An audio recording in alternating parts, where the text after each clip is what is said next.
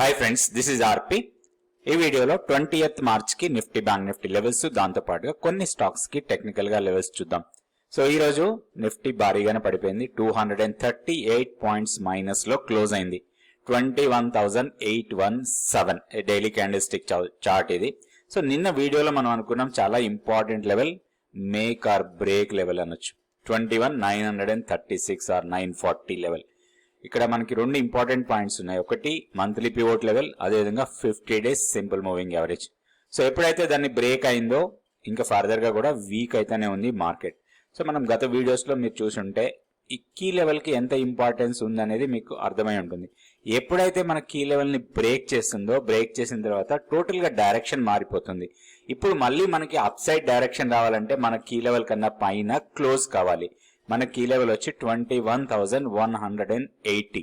So ఆ level కన్నా కింద ఉన్నంత వరకు కూడా ర్యాలీస్ అన్ని కూడా మనకి ఒక మంచి సెల్లింగ్ ఆపర్చునిటీ ఇస్తాయి. ఇప్పుడు immediate resistance 21,935 or 940 levels immediate resistance లాగా ఉంటుంది. అక్కడికి వస్తే మళ్ళీ సెల్లింగ్ ప్రెషర్ రావచ్చు. నెక్స్ట్ దానికన్నా పైన రెసిస్టెన్స్ వచ్చి 22,065. ఇది నెక్స్ట్ రెసిస్టెన్స్ లెవెల్. దాని తర్వాత మన కీ లెవెల్ 22,180. సో ఈ లెవెల్స్ దృష్టిలో పెట్టుకొని ఏదైనా ఒక లెవెల్ దగ్గర మనం షార్టింగ్ ఆపర్చునిటీ కోసం ప్లాన్ చేయొచ్చు ప్రైస్ మూమెంట్ ని బట్టి. ఇప్పుడు సపోర్ట్ గురించి ఆలోచిద్దాం. సో మనకి ఇమీడియట్ సపోర్ట్ మధ్యలో ఎక్కడ కనపట్లేదు. ఈ రోజు లో ఒక టెక్నికల్ గా చిన్న సపోర్టే కానీ దాన్ని కూడా బ్రేక్ చేసే అవకాశం ఉంది. ఇక్కడ ఒకటి చాలా ఇంపార్టెంట్ ఒక అబ్జర్వేషన్ అనుకోవచ్చు. ఎప్పుడైతే మల్టిపుల్ టైమ్స్ ఇలాంటి లెవెల్స్ ని టెస్ట్ చేస్తూ అక్కడక్కడే బౌన్స్ అవుతూ ఉంటే మాత్రం ఆ లెవెల్ వీక్ అయిపోతుంది. దాన్ని బ్రేక్ చేసే అవకాశాలు పెరుగుతూ ఉంటాయి. ఇప్పుడు మనకి సపోర్ట్ లెవెల్ చూద్దాం. 21,600 నుంచి 21,530 ఇది డైలీ డిమాండ్ జోన్. సో ఈ జోన్ లోకి వచ్చిన తర్వాత ఒక చిన్న బౌన్స్ వచ్చే అవకాశం ఉంది. మనకి ఒక రివర్స్ ట్రేడ్ తీసుకోవడానికి ట్రెండ్ నెగటివ్ ఉంది. సో ఆ ట్రెండ్ లో ఒక కౌంటర్ ట్రెండ్ ట్రేడ్ తీసుకునే అవకాశం ఉంది. లేదా మన షార్ట్స్ ఏవైతే ఉన్నాయో ఆ షార్ట్స్ ని ప్రాఫిట్ కింద కన్వర్ట్ చేసుకునే ఏరియా అనుకోవచ్చు. మనం 21,616 ఆర్ 620 నుంచి 21,530. సో ఈ జోన్ ని మనం జాగ్రత్తగా గమనించాలి. ఒకవేళ దీన్ని కూడా బ్రేక్ చేస్తే మాత్రం 21,235 అండ్ 21,140 ఈ నెక్స్ట్ జోన్ సపోర్ట్ జోన్. ఈ లెవెల్స్ రాసుకొని లెవెల్స్ ప్రకారం మనం ట్రేడ్ చేసుకోవచ్చు నిఫ్టీలో. నెక్స్ట్ బ్యాంక్ నిఫ్టీ లెవెల్స్ చూద్దాం. సో ఇది bank Nifty daily candle stick chart. ఇక్కడ మనకి నిన్న అనుకున్న లెవెల్స్ పెద్దగా మార్పు ఏం లేవు, ఎందుకంటే ఈ రోజు హెవీ మూమెంట్ కనపడలేదు బ్యాంక్ నిఫ్టీలో. కాకపోతే ఈ లెవెల్ దగ్గర మాత్రం రెసిస్టెన్స్ ఫేస్ చేసింది 46,565.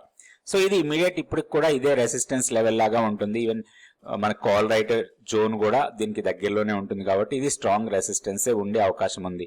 దీనికన్నా పైకి వస్తే మాత్రం నెక్స్ట్ 46,880 మాత్రం స్ట్రాంగ్ రెసిస్టెన్స్. ఇప్పుడు డౌన్ సైడ్ సపోర్ట్ మనం గతంలో అనుకున్న లెవెలే 46,040. దీన్ని బ్రేక్ చేస్తే మాత్రం ఇక్కడ నుంచి షార్ప్ ఫాల్ ఉండొచ్చు. ఒక 500 పాయింట్స్ ఇక్కడ నుంచి డౌన్ కి వెళ్ళడానికి అవకాశం ఉంది. ఇప్పుడు మన బయాస్ అంతా కూడా నెగటివ్ బయాసే. ఏదైనా ర్యాలీ వస్తే మనం దాన్ని ఒక సెల్లింగ్ ఆపర్చునిటీ లాగా తీసుకోవచ్చు. ఇప్పుడు మన కీ లెవెల్ 47,240. దీంట్లో ఎలాంటి మార్పు లేదు. నెక్స్ట్ మనం స్టాక్ ఫ్యూచర్స్ డేటా ఒక్కసారి చూద్దాం. స్టాక్ ఫ్యూచర్స్ డేటాలో చూస్తే ఒక్క బజాజ్ ఆటో మాత్రం స్ట్రాంగ్ గా కనపడుతుంది. ఎందుకంటే ప్రైస్ మోర్ దెన్ 1% పెరిగింది. ఓపెన్ ఇంట్రెస్ట్ 8.32% పెరిగింది. సో లాంగ్ బిల్డ్ అవుతున్న స్టాక్స్ చాలా తక్కువ ఉన్నాయి. Bajaj auto, Eicher motor, Lal Pathlabs, Bajaj Finserv, Jubilant food works, తర్వాత టైటాన్, వీటిలో మాత్రమే కొంచెం ఓపెన్ ఇంట్రెస్ట్ పెరుగుతూ దాంతోపాటు ప్రైస్ పెరుగుతున్నాయి. కాకపోతే ఇప్పుడు మనకి మార్కెట్ కొంచెం బేరిష్ మోడ్ లో ఉంది కాబట్టి షార్ట్స్ ఎక్కువగా అవుతున్న స్టాక్స్ ను ఒకసారి తీసుకొని వాటిలో నుంచే మనం షార్టింగ్ ఆపర్చునిటీ కోసమే ప్లాన్ చేయొచ్చు. ఇందులో ఒక బజాజ్ ఆటో ఒకటి కొంచెం లాంగ్స్ బిల్డ్ అయ్యే ఛాన్సెస్ ఇంకా ఫ్యూచర్ లో కూడా కనపడుతున్నాయి. స్టాక్ ని మానిటర్ చేసి టెక్నికల్ లెవెల్స్ ప్రకారం ట్రేడ్ చేసుకోవచ్చు. నెక్స్ట్ మనం షార్ట్స్ బిల్డ్ అవుతున్న స్టాక్స్ ఒకసారి చూద్దాం. సో షార్ట్స్ ఎక్కువగా బిల్డ్ అవుతున్న స్టాక్స్ లో టాప్ లో ఉంది టీసీఎస్. ఈ రోజు 4% ప్రైస్ డ్రాప్ అయింది. దాంతోపాటు ఓపెన్ ఇంట్రెస్ట్ 16.5% పెరిగింది. దాని తర్వాత Indus tower, LTTS, Asian paints, Gujarat gas, OFSS, Hindustan Unilever, ఇవన్నీ కూడా ఓపెన్ ఇంట్రెస్ట్ పెరుగుతూ ప్రైస్ డ్రాప్ అవుతున్న స్టాక్స్. మనం ఈ రోజు ఇందులో నుంచే రెండు స్టాక్స్ కి టెక్నికల్ గా లెవెల్స్ చూద్దాం.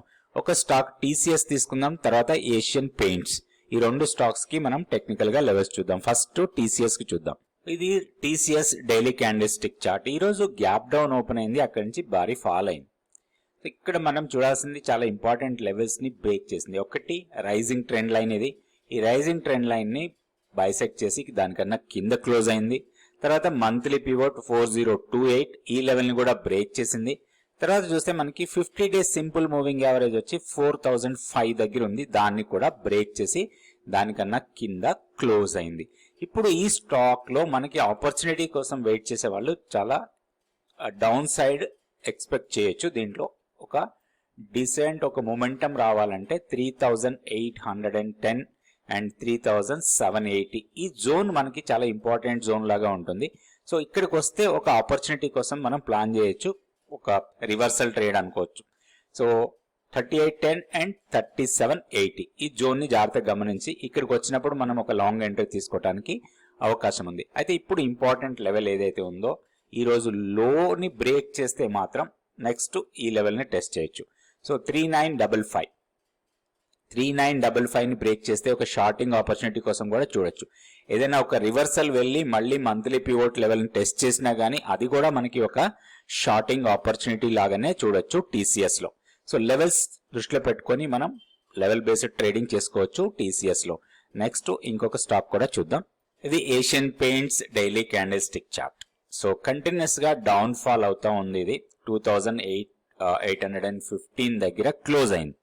సో స్టాక్ కంటిన్యూస్ గా డౌన్ ఫాల్ అవుతుంది. జనరల్ గా మన దగ్గర స్టాక్ మన పోర్ట్ఫోలియోలో ఉన్నా లేకపోతే కొంచెం షార్ట్ టర్మ్ కోసం కొని పెట్టినా గానీ మనం ఫాల్ అవుతా ఉంటే దాని గురించి పెద్దగా పట్టించుకోం. కానీ స్టాక్ ని అబ్జర్వ్ చేయండి, 3500 ఈ లెవెల్స్ ఇక్కడ నుంచి కంటిన్యూస్ గా ఫాల్ అవుతానే ఉంది. మీకు ఇక్కడ ఫాల్ అయిన తర్వాత కంటిన్యూస్ గా డౌన్ వచ్చి మళ్ళీ ఒక రివర్సల్ అయింది, కానీ ఈ రివర్సల్ ఈ హైని బ్రేక్ చేయలేదు, అక్కడి నుంచి మళ్ళీ ఫాల్ అయింది. మీకు ఇక్కడ క్లియర్ గా అర్థమవుతుంది స్టాక్ లో ఫాలింగ్ అనేది.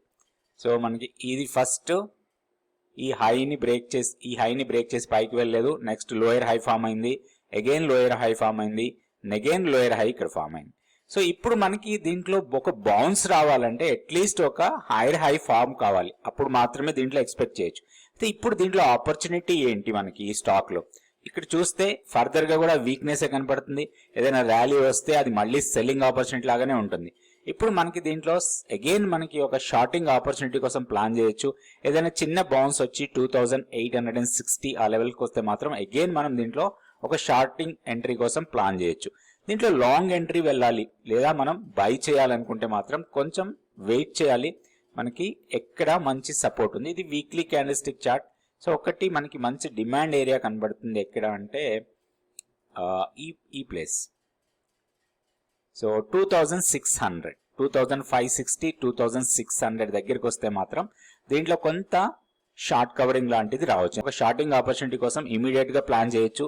కొంచెం టైం స్పెండ్ చేస్తే ఒకవేళ 2600 2560 ఆ లెవెల్కి వస్తే ఒక రివర్సల్ ట్రేడ్ కోసం కూడా దీంట్లో ప్లాన్ చేయొచ్చు. ఇది ఏషియన్ పెయింట్స్. సో రేపు వీడియోలో మళ్ళీ 2 స్టాక్స్ నిఫ్టీ, బ్యాంక్ నిఫ్టీ గురించి చూద్దాం. థ్యాంక్ యూ అండి. Thank you so much for watching this video.